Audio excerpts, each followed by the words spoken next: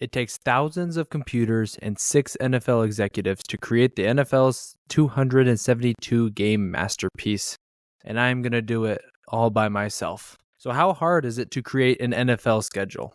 I'm Sam Holcroft from the NFL MVP Momentum podcast, and I did just that. I came up with a bunch of steps, some rules, and ended up placing all 272 games. So if you want to see what the schedule is, there is timestamps in the description that you can go straight to that. But first, I'm going to talk about what is the process of creating an NFL schedule. Then I'm going to tell you what I did to create the schedule, and then I will show you the schedule that I have come up with. So what is the process of creating the 18-week NFL schedule? Well, every spring, there are 6 NFL executives that take on this task, along with thousands of computers. They use these computers to kind of find out the games that people want to watch. What games did people like watching last year? What's the good retention rate of all these fans?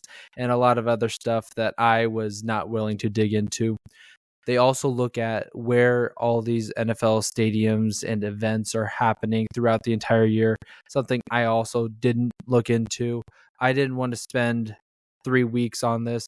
I also don't have the ability to have 1,000 computers helping me and aiding me. So I only have my one laptop and my brain. That's all I have in terms of resources that I can use. In terms of how do teams get their 17 games, let me run through that real quickly. We're going to use the Kansas City Chiefs as an example since they are the reigning Super Bowl champs, even if I do not like it. So they have 6 total divisional games. They will have 3 at home and 3 on the road, 1 for each team. So they will play the Raiders, Broncos, and Chargers, both at home and on the road. They will then play 4 teams within their conference that is all from the same division. For this year, that will be the AFC North. They will have 2 home games and 2 away games. The Bengals and Ravens at home, the Browns and Steelers on the road. They will also be playing the NFC South, which is the division that they will be facing from the NFC this year, which would include the Buccaneers and the Saints at home, and the Falcons and Panthers on the road. They will then have 2 games against teams from the 2 remaining divisions in its own conference, 1 game at home and 1 game on the road, depending on where they ranked last year at the end of the season in terms of division standings.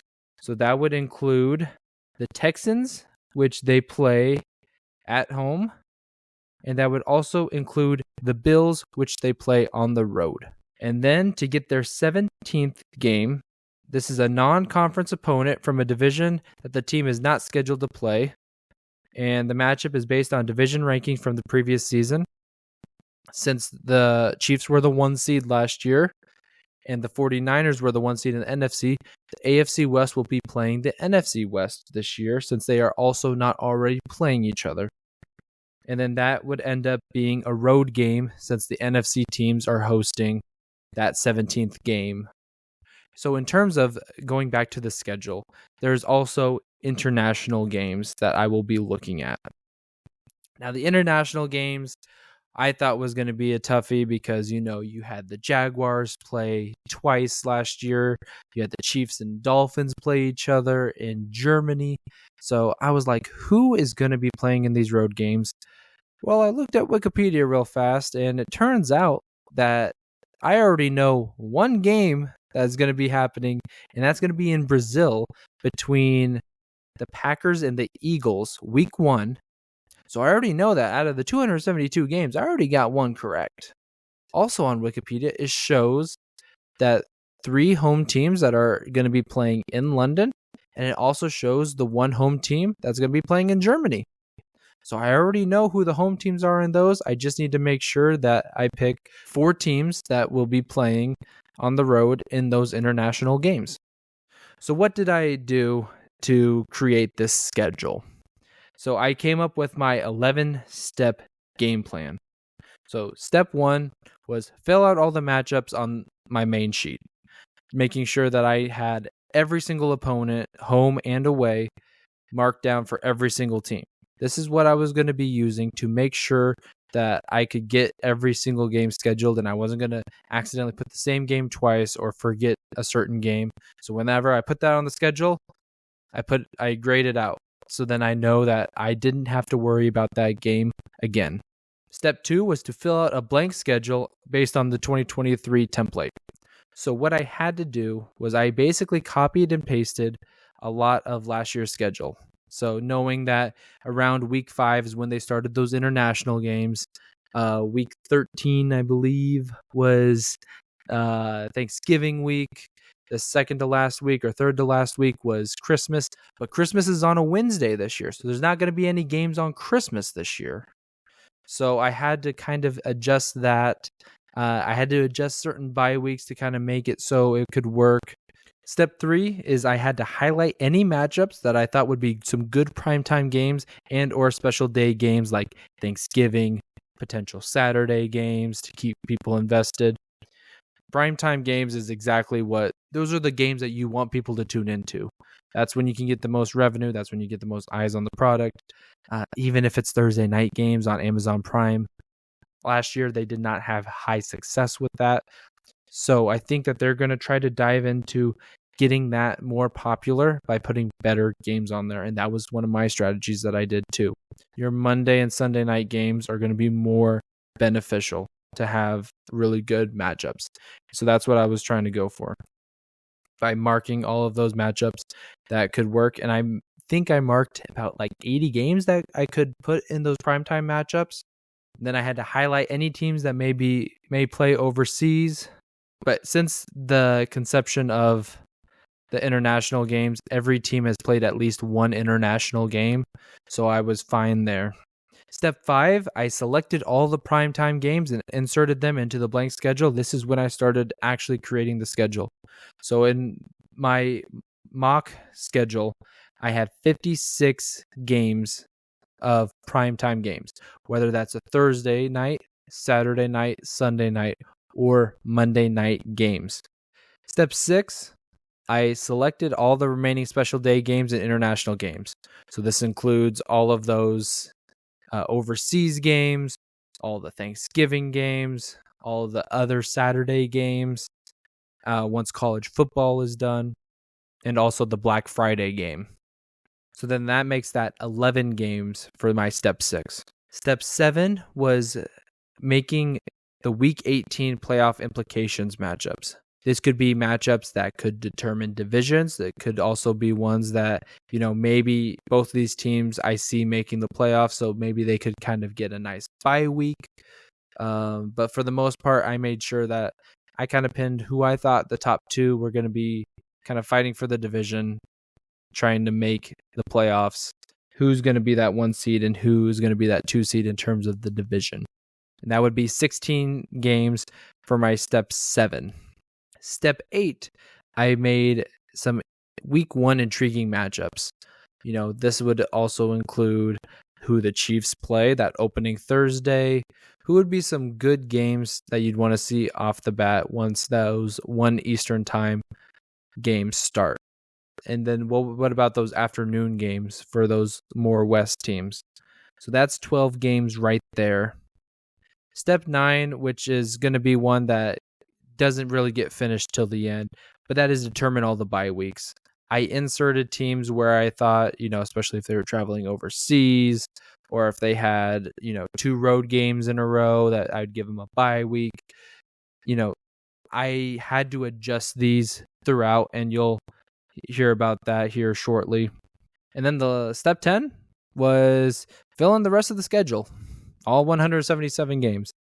That's the part that takes the most time. A lot of that is prep. A lot of that is kind of like the easy stuff like, oh yeah, I like that game. I'm going to insert that there. As you will be able to find out, those last 177 games, it took some frustrating parts out of me. So in terms of step 10, what does that entail? Well, I went through weeks 2 through 4 and 15 through 17, since those are right by the 2 weeks that I already got done, which was week 1 and week 18. trying to get some division games in there. If I can get out of conference game out of the way, since those are the easiest ones to get out of the way, so I don't have to do that later. Because when I tell you, it got frustrating towards the end because I had to have the Bears play the Titans, but yet the Bears also have to play the Packers and Lions, when that makes it a lot easier to try to move things around. It made it tough because those out of conference games, not a lot of teams get to play them. Only 5 teams get to play out of conference teams, whereas there's a lot of teams that can also play the Lions or the Packers, including in their own division, that I could just move games around. So getting those weeks 2 through 4 and 15 through 17 was very beneficial to this rule. So then once I was done with that, I was almost halfway done. In fact, I was pretty dang close to halfway, considering that I already got all the primetime and international and special games done before that. And then I did a halfway verification check, making sure that all matchups that I did, I actually put down, because there were sometimes I grade out a matchup and then realized, oh shoot, that doesn't work. That team's already playing twice. I have to change it. So I did my halfway verification just to make sure that everyone was up to date, that everyone still has the correct number of games. After that, I went through weeks 12 through 14 and weeks 5 through 8.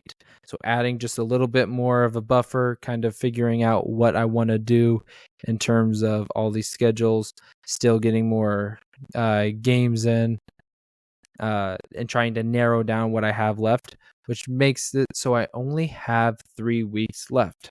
So after that, I went through and found out what teams still have 1 game left that I need to schedule.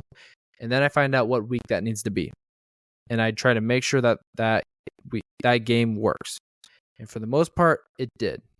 But sometimes it didn't. So I had to move things around. Okay, so this matchup isn't going to work week 11.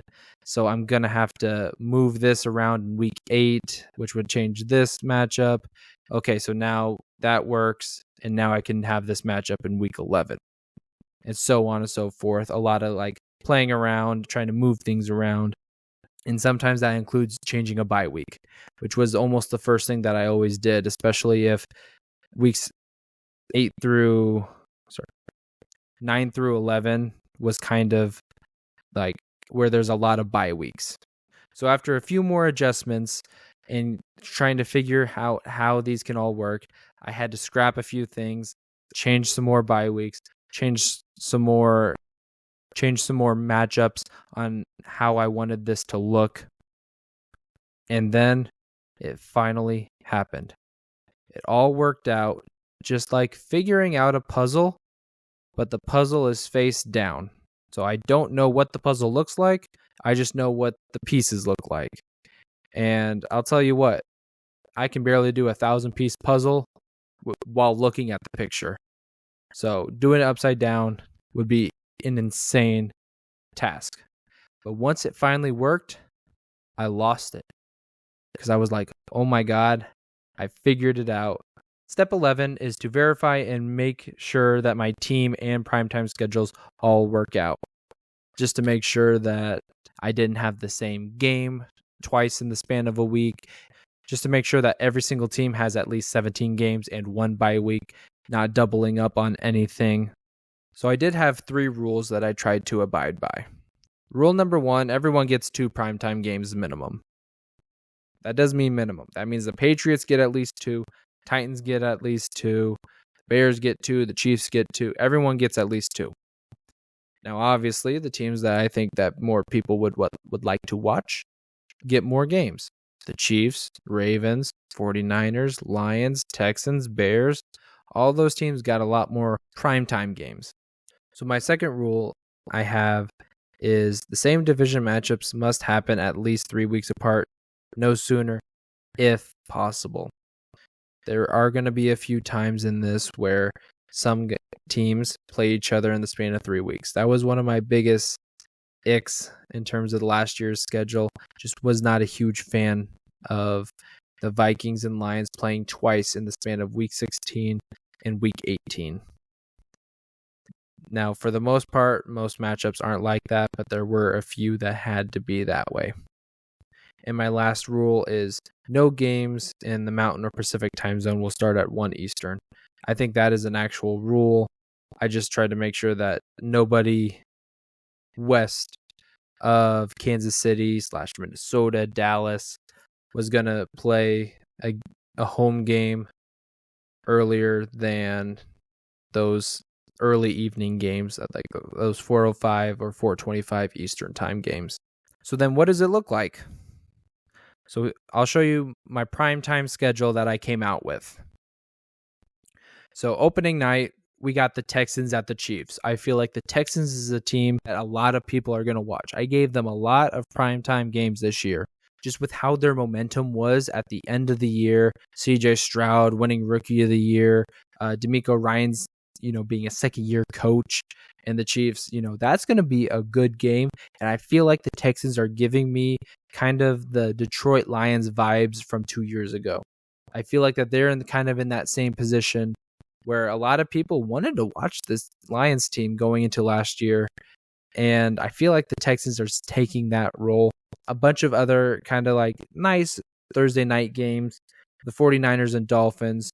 But for the most part, when you look at some of these Thursday night games, some of these can be some good matchups. Some of these are probably matchups that not a lot of people are going to want to watch.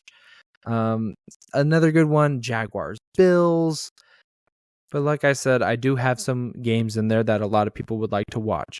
Week 13, there is the Bears, Texans, and Week 15, the Cowboys and 49ers. Now you move on to the Sunday night football. This is where you get some good matchups. Week 1, you got the Lions at the Cowboys. Week 2, Bears at Packers. Week 6, Ravens at Chiefs, an AFC Championship rematch.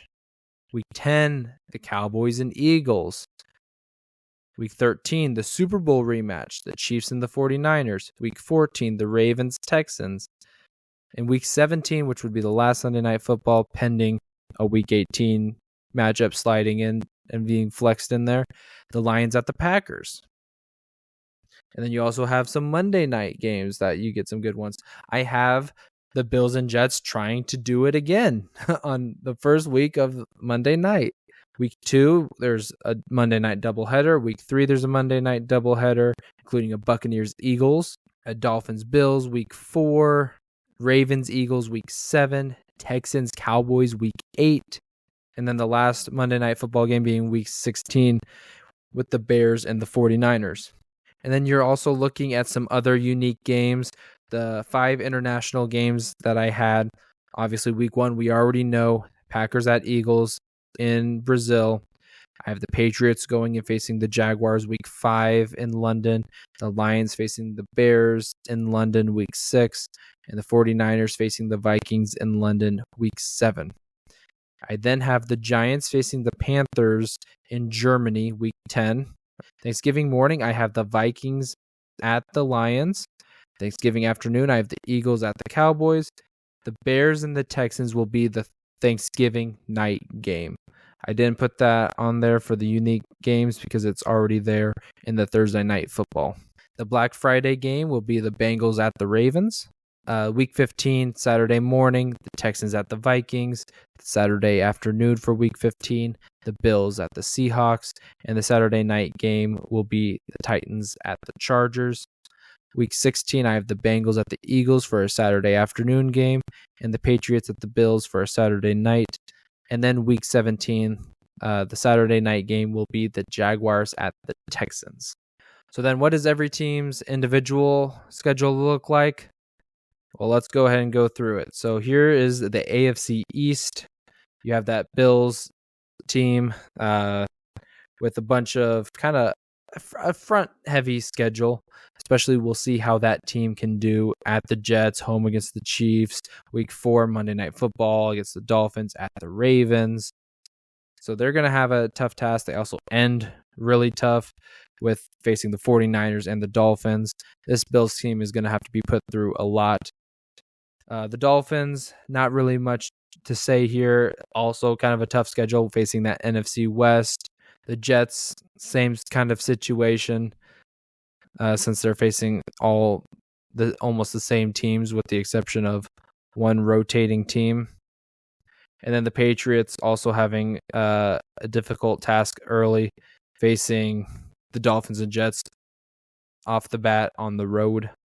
Moving on to the NFC East here, the Commanders also have a home-heavy start. A lot of 1 Eastern games. The Cowboys was a little bit disappointing for me. I gave them a lot of home games early with three-game road stints, which I think is realistic. But other than that, I think the Cowboys schedule is nice. A lot of good, interesting matchups here, including a lot of nice primetime games. Lions, Texans, at Eagles, at 49ers, including also a home Eagles Thanksgiving Day game. Eagles has a pretty nice schedule, no more than 2 road games in a row. And the Giants has a 4-game road stint, which I'm also not too fond of, but they also do have quite a few home stints as well. Moving on to the AFC North, we have the Bengals and Browns having some relatively easy-looking schedules, with the exception of the Browns having 2 road games and a home game, 2 road games and a home game, 2 road games and a home game to end their season in the last 9 weeks. But they do have a lot of home games to start off with, too. It also gets kind of tough when you're writing a schedule when some teams get 9 away games and some teams get 9 home games. So it makes it pretty tough, especially when you kind of look at the Ravens, who in the first 9 weeks have 3 home games and 6 road games. And then the last 9 weeks, they have 3 road games and 5 home games. Just sometimes the schedule worked out the way that it had to. And then you also have the Steelers, who had some early home games, and then half their home games were done by week 5, and then a lot of road games, but no more than a 3-game road stint. Now the NFC North, you have the Bears and Lions having some pretty similar, some realistic schedules in terms of home and away games. Maybe the Lions is a little far-fetched, having 4 out of 5 road games, but they do have a lot of home games early and in that mid-season. Packers, no more than 2 road games in a row. The Vikings do have 2 3-game road stints, but still makes it a lot easier when they have 9 home games that they can kind of sprinkle in and out. Next is the AFC South. The Colts have 3 separate 2-game road stints. The Jaguars had a lot of home games early, then had a lot of 1-1s or 2-1s in terms of road games. The Texans had 1 3-game road stint. Other than that, a few home games, away games kind of mixed in. And the Titans as well, 3-game road stint. Moving on to the NFC South, you have the Buccaneers that has no more than a 2-game road stint. The Falcons do have 1 4-game road stint after being home twice to start the season. 2 more home games, but then after week 6, it's pretty smooth sailing. No long road stints after that. Panthers, kind of same type of schedule as most NFC teams. The Saints is very home heavy at the end of the season. Now moving on to the AFC West, you have the Broncos, who have a lot of road games at the beginning of the year and then have some more home games towards the end. Chargers also kind of road heavy early with a lot of home games towards that more second half of the season. Chiefs have that home game against the Texans and then 3 road games, 2 home games, and then they don't have any more big road stints after that, always having a home game after some road games. The Raiders will start off the season with 3 road games, have 1 home game, a road game, home game, road game. But then the good news is they're only on the road 4 times after that, after week 7. 3-game home stint, bye week, another 3-game road stint, and then you face the Chiefs on the road, week 18. Moving on to the NFC West, You have the Cardinals, which kind of like the AFC West, have a lot of home games early. 49ers pretty balanced with the exception of a 3-game road stint right there at the middle of the year, including going to London week 7. The Rams also have a 4-game road stint. And then lastly, you have the Seahawks, who have a pretty home-friendly schedule at the beginning of the year, including a 3-game road stint there at the end. So my final remarks in terms of this schedule is I'm not perfect. I didn't say that this was going to be the best schedule. I would say that some of these games, like the Bears and Texans would be an interesting Thanksgiving night game after an Eagles-Cowboys game and a Vikings-Lions.